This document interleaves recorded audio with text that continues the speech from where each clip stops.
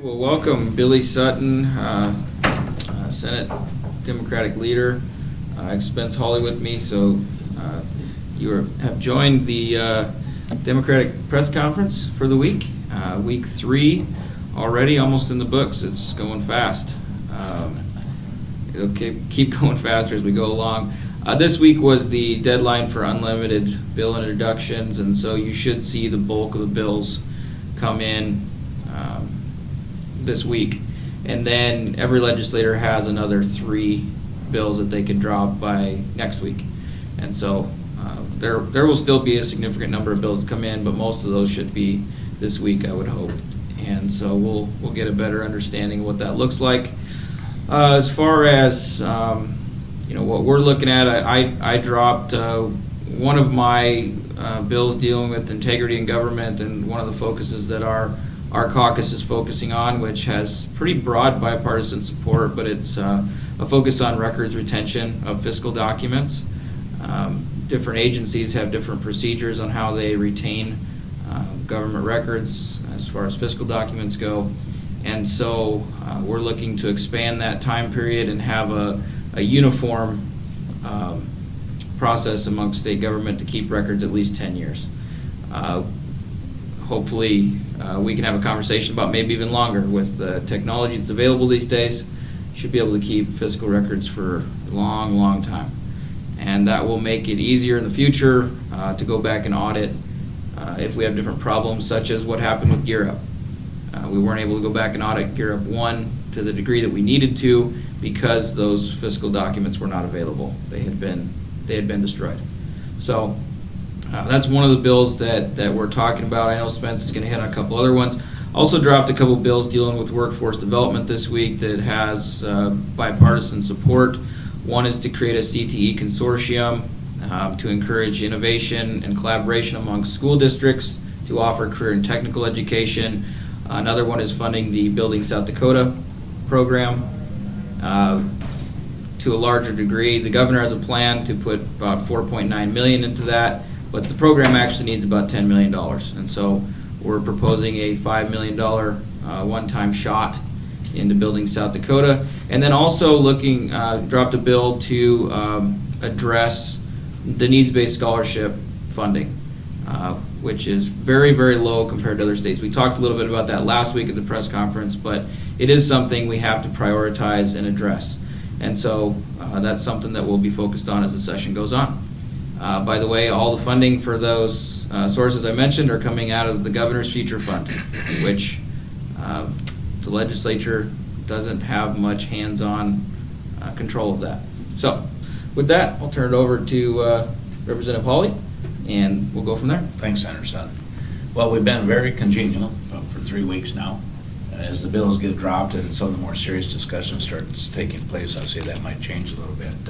I was looking, I see we have 365 bills right now, and then today we'll see if this is the onslaught that everybody's been predicting. We've started getting a few bills. On our side, we had the HB 10,005, and that was the one that got into the recitation statements from the Secretary of State on the ballots. Most of it was pretty straightforward changes that the Secretary of State had brought, or that they had brought out of the interim committee. And the big question was Section 2 in there on a referred law and what the vote would be. And they had changed the verbiage from what it historically has been, and that was a big problem. And we got it amended on the floor, so it's going to stay as it is. And if an amended law is referred, that you would vote yes to keep that amended law, and you would vote no to reject it and to keep the bills or laws that is currently. We supported that totally with the amendment put in there. Representative Wismer and Senator Sutton, I think, probably on the Senate side, House Bill 1100 we passed. A little transparency requires that the simple change on a signed contract with the state of South Dakota, that underneath your signed name, when you sign for the contract, you have to have your printed name below it. Ran into that in the Gear Up discussions. I know they didn't go act, that a lot of contracts, somebody had signed it and they go to read the signature and they had no idea whose signature was on the contract. So hopefully that'll help there. We had the 1181 non-meandered yesterday in State Affairs in the House. We passed it out, and with a simple to extend the sunset to 2021. That will be brought up on the floor, and just in visiting, we will have that today, so there'll be a big discussion on that, I'm sure. The other one is HJR 1001, and that's the joint resolution to send to the next ballot a constitutional amendment for the pay for the legislators of South Dakota. That'd be based on a percentage of the median average income of South Dakotans from every year. Other than that, I did drop a redistricting bill that we switch constitutionally from letting the legislators pick their own voters to setting up a commission to that they would design the redistricting as we come up here for our next 10-year redistricting. Had to drop two bills. One, we have to make a constitutional amendment to allow a commission, and then I dropped a second bill that sets up the statutory authority and the makeup of a commission and all that. So we'll see how that discussion. Do you have anything else you need to add then? We'll open it up for questions. Senator Nelson brought a bill that would ban undocumented students from applying to be students at public colleges. Do you have any thoughts about that proposal?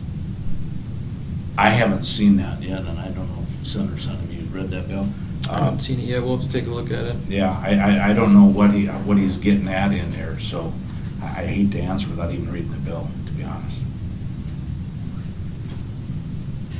Looks like the speaker is moving forward with repealing Marcy's law, trying to repeal it and making some changes in state law, maybe as a replacement. Do you guys have any sense of whether Democrats support that? I've had discussions with the speaker on this.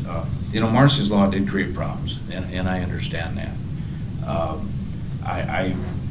From our IM22 discussions last year, I have real concerns on when you're just repeal a law and then what are we doing instead. So I know that it created problems, and there's problems with this constitutionally. How do we fix some of those problems?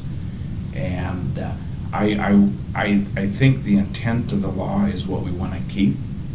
And if we have some things that we need to correct on procedures that are causing problems at our county level, that we do need to fix those.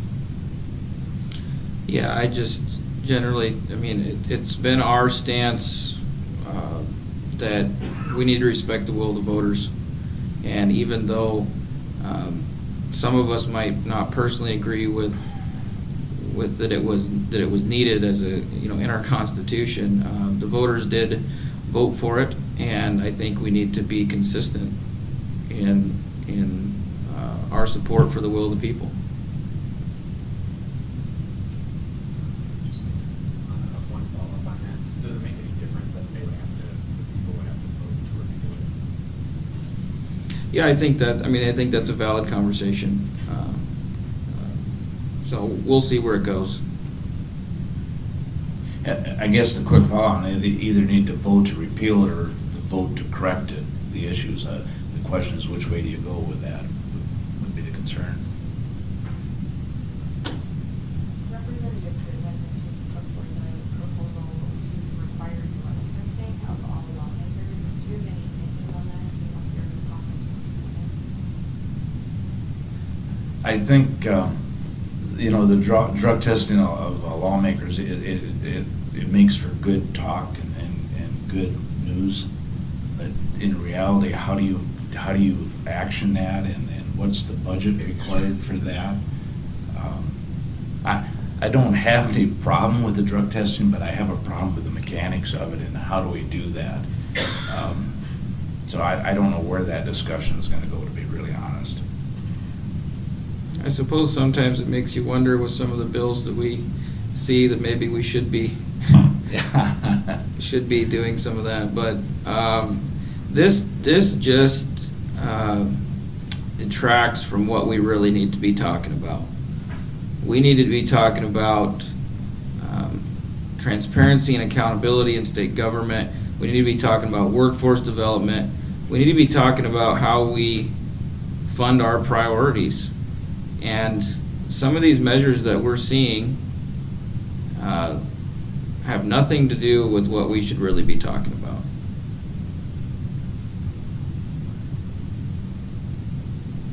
I'll jump on that. We saw a number of gun bills drop this year. One in particular, permitless carry, that was approved last year by the legislature, vetoed by the governor on the last day. It comes back. There's a number out there. The one that I read is almost identical to what was passed last year. All of you signed on that bill. Can you tell me what's different this year, or what are the chances of approval making it through? Which bill were we talking about that I signed on? Now I'm really concerned when you say that. No, and I didn't read all the way through HB 1124, HB 1024. There's a couple of them out there. I apologize, but Yeah, and I still am against constitutional carry, period. I do support, and I'm forgetting the specifics. I was approached, and I did sign on one that clarified on if you're carrying a permit in that I remember, and I'm trying to remember the specifics of that. And I've got no problem on the permit if we making the permit easier or clarifying how we would do. I maintain that everybody should be permitted if you have a concealed carry, and that we do need to make sure that we got the correct people that are carrying concealed carry, and I'm just not open for a wide open constitutional carry. Would be the broad statement. Sure. I talked to Senator Solano just in passing a couple days ago, and he was talking to me about a bill, and I'm not sure if that's one of those that you mentioned, dealing with constitutional carry, and he sounded like he had the support of the Sheriff's Association, and that'll be interesting if that's the case, to have that conversation. I'm intrigued by it, and we'll see where those bills go, but certainly there are plenty of gun bills this year. It's must be an election year.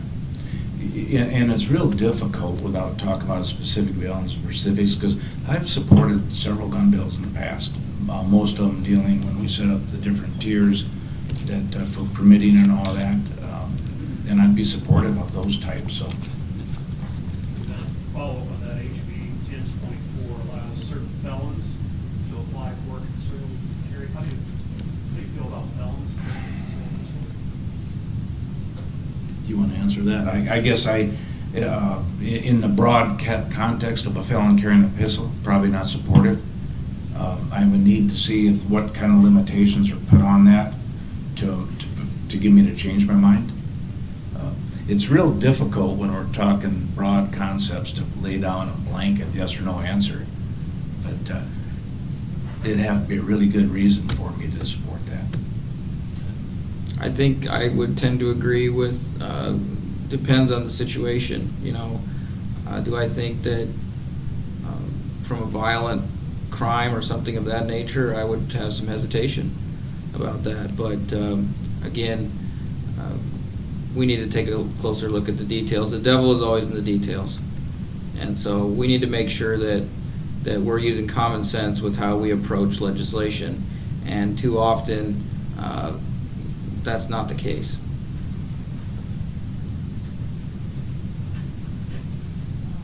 Senator Youngster, Representative Palmer, brought a bill essentially stating that Planned Parenthood has upheld disclosures before women obtain an abortion because they inject additional medical information, or say we're telling you this because politicians and something that's safe and active. Do you have any thoughts about that proposal? Would you be inclined to support it?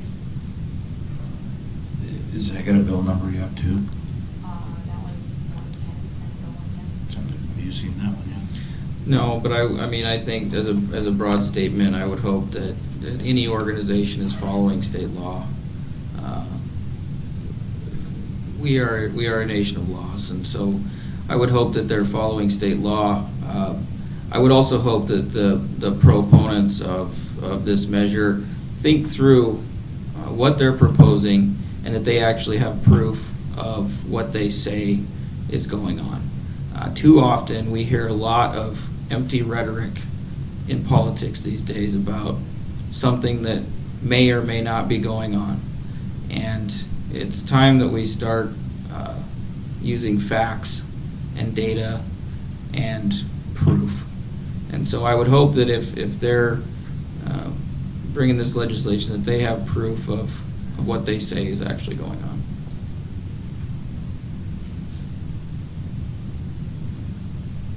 Senator Sutton, you had mentioned your records retention legislation. So I haven't seen it, but there was also a proposal for you on correspondence, official correspondence. Is that still coming, or has it dropped? Yep, that'll be coming yet.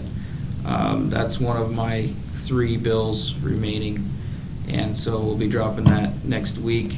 Still working through some of the details on the language. I also know that I think it's the Newspaper Association that's looking at a communications bill as well that's floating around out there that's got bipartisan support, and I believe I signed on to that one as well. And so there will be a couple measures coming dealing with open records as it relates to communications, emails, things of that nature. And so there will be kind of some competing interests there, but at the end of the day, I hope we just have a in-depth conversation about more transparency and openness in government, and I hope we can get something passed this session.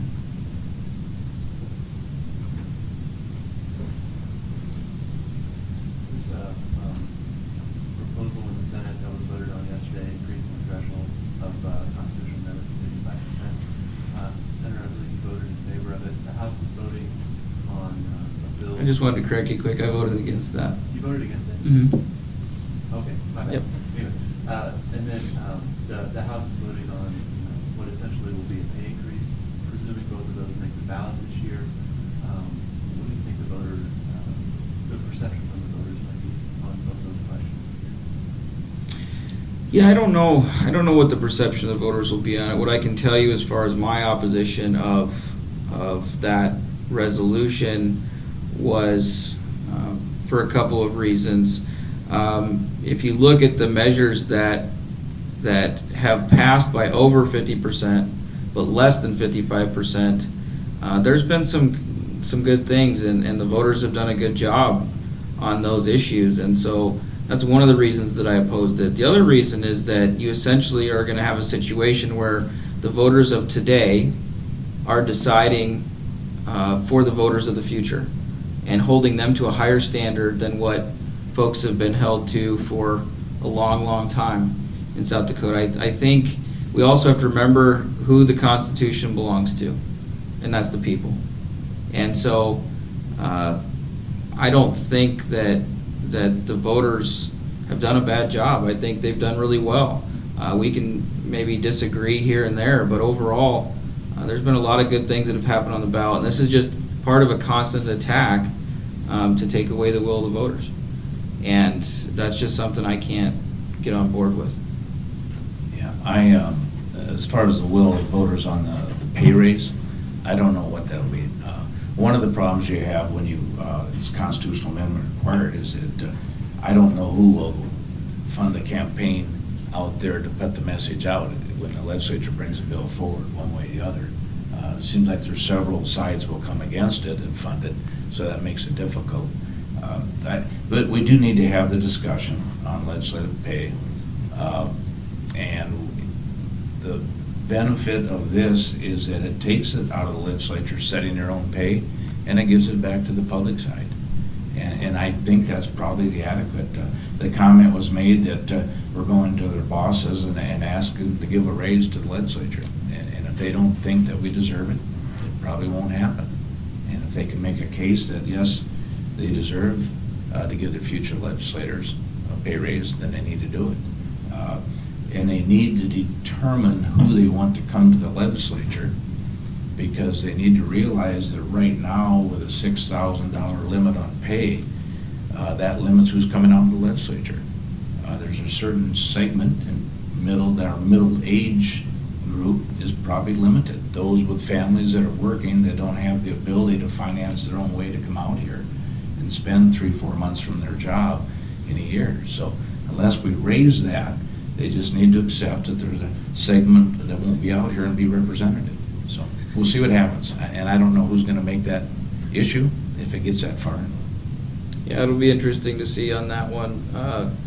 I'll be surprised if it passes, but I guess you just never know. I mean, it wasn't, I don't remember what election was it, but it wasn't very long ago, maybe just a couple of years ago, that there was a measure on the ballot to raise the mileage on your first trip out and your last trip home, which is, I think, at like 5 cents a mile, which was created back in the horse and buggy days. And the voters defeated that pretty handily. And so, Yeah. The bad news on that one is that they thought we were getting a nickel for every trip out back and forth. And it's actually only the first and last, and they still defeated it even thinking it was a nickel every time we came out. So it's tough to get the message out. I think the effort to bring some of these complicated questions to the voters is an attempt to reverse some of the optics from last year. Rather than saying lawmakers did this, you can create the narrative that, well, the voters need to do this if they want to do it. Well, part of the optics, and I'll go back to legislative pay, is that we've had, since I've been here, 2 or 3 different bills over the years, and the legislature can't do it. So, and I don't know if it's an optics issue as much as trying a different method is what was presented to do. Some of these changes that they're making, they physically got to go to the Constitution and change it to make any changes. You know, one of the concerns I have coming is that we have a bill that's, and I don't know if it's dropped or being dropped, that to move constitutional amendments or constitutional changes up to the primary this year, that they be voted on then, and I would be totally against that discussion. I think that constitutional amendments need to come during the general election when the most people vote, and we need to have the most people represent that vote. I discussed earlier in constitutional amendments, I think that they are more sacred than normal statute changes. And we need to think real close, and we need to have as many people involved in a discussion on a constitutional amendment change. I think all the measures are really trying to, I think it's more of an attempt to kind of muddy the water than anything. And so, you know, we'll see which ones of these make it on, but I've constantly heard a complaint from the legislature that there's too much stuff on the ballot. And then you have the legislature working to put a whole lot of things on the ballot. I don't understand that. You know, it's kind of interesting, in the 8 years I've been out here, the initial ballot initiatives were referred laws of what the legislature had decided, and there was a lot of backlash. There was a lot of backlash on big projects refund my first year out here. Then there was a lot of backlash on the governor's education bill and how we were going to get rid of teacher tenure and all these discussions. And those were all overturned, and we had the bill that came out on minimum wage, and then the legislature said, no, we didn't mean kids, and people said, yes, we did mean kids in there. And I think that's emboldened people out there to say, yes, we can be successful affecting what's going on in the state through the initiated and referred measures. So I think what we're seeing now is there is some that out-of-state measures are tested in South Dakota because we're first in the year, and it's easier to get some things on the ballot here. But I think there's also a message going out that we think we can influence what's going on up here because we don't like it. And the majority of people have stepped forward several times now and said, hey, legislature, you don't get it. Here's what we really mean. So I think we need to take notice out here, and I think we need to be aware of, we can't just stay here within the walls and just do our votes and bring our bills forward, and we need to think about the people of South Dakota and what they really want to have happen. Representative Holly, you mentioned the June primary vote on constitutional amendments. Has that been discussed beyond, that board meeting? I'm sorry, I didn't catch that last part. On the June primary vote for constitutional amendments, that been discussed beyond the board meeting? I haven't seen a bill dropped yet. That's why I'm standing by today. I have not heard other discussions. I have heard there's a bill out there, and I haven't seen it yet. So I voiced my opinion on an e-board meeting when I thought, and I would stay with that position. Just wanted to ask too about the legislative pay constitutional amendment. You guys had talked about in state affairs that you might add general election to that, just to make it clear. Actually, that comes up, that's a good point. I didn't mention that. One of the concerns on the joint resolution today on the pay is that it says that we will vote on it during the next election. And there is some questions what next election means. I did go visit with LRC, and if we pass that now and then send it to the Senate and they pass it, it probably can't make the next primary election just because of the time period. But the discussion is there might be a bill out that would enable constitutional amendments to put on that. And so rather than that being an option at all, I'm going to make the amendment on the floor that we put it at the next general session. So it's black and white, and there's no gray area in where it's going to be voted on. Because again, every constitutional amendment needs to be voted on during the general election. Could you each give me an idea of how your caucuses are going, what your members are telling you? What are they talking about? We talk about issues around the table here, but what are your members telling you they want to talk about? What's the attitude like, and how's the tone and the tempo going in week 3? Yeah, well, from our side, when we get together, a lot of discussion, and Senator Sutton has mentioned that transparency and openness, that we still think that's a primary founding for us, and we support all those measures. The other discussion that we get in, and we've talked in the past year, is revenues. And the revenue picture, and if we want to do something for Medicaid, if we want to do something for K-12, if we want to do something for our higher ed, if we want to stop the opioid abuse, those all take funding. And the way we set our funding system up in South Dakota, we've limited ourselves. And be one means or another. So we really want to bring forward, how do we have that discussion on revenue, and we need to take this to a broader discussion to the people of South Dakota. I didn't bring it up because it's still being drafted to drop a bill. We need a task force, just like the Blue Ribbon Task Force that the governor had in education, and talk about the revenues for South Dakota for the next 10 and 20 years. And where is it going to come from, and how should we be raising revenue in the state of South Dakota? And so from our standpoint, we get a lot of those discussions when we have the non-bill discussion that we have. That's probably where we gyrate more to. And on our side, just a lot of discussions about kind of, the message that I started with here is a lot of talk about accountability and transparency within our caucus. There's a lot of angst that we haven't gotten a lot of the answers we've needed as it related to Gear Up. We feel like there is just a lack of transparency that needs to be addressed. But then on the workforce development has been a good conversation in our caucus, especially with the governor focusing on education as a very large key to workforce development. And so that's something that, as we continue the conversation, that our caucus is interested in talking about. And then we're also patiently waiting to see what revenues look like here in February. That's going to determine whether we're going to have any money available to prioritize education and healthcare and economic development. And so those are mostly the conversations we've been having in our caucus.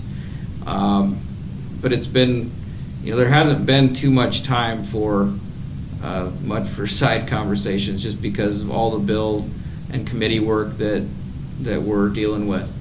And so some of those conversations will continue to form as we go through legislative session. Yeah, probably one other thing I would like to mention is the requirement for work on Medicaid, and that discussion. The governor had thrown it out in the state of the state, And in his budget, he's got the $4.5 million from the IHS dollars that it enables and where those go. And we've been working really hard, and we've talked to the governor's staff on it and internal from the people in different committees, just trying to sort that out and what it does mean for the people of South Dakota. I think Senator Sutton did a great job addressing the comments last week that we aren't against putting, that people need to be working and enabling the people to be able to work and helping them get back to work. I think that's what we all want to see happen for everybody, that they can be self-supporting and productive citizens of the state of South Dakota. But we just want to ensure that it isn't detrimental the way we're doing it, and that there's not a big hammer sitting out there for those people that something doesn't work out for. So we're just working through the details on a lot of those discussions right now. Are we good to go? Okay. Thank you so much. Thanks Yep, for your guys' Thanks, time. everybody.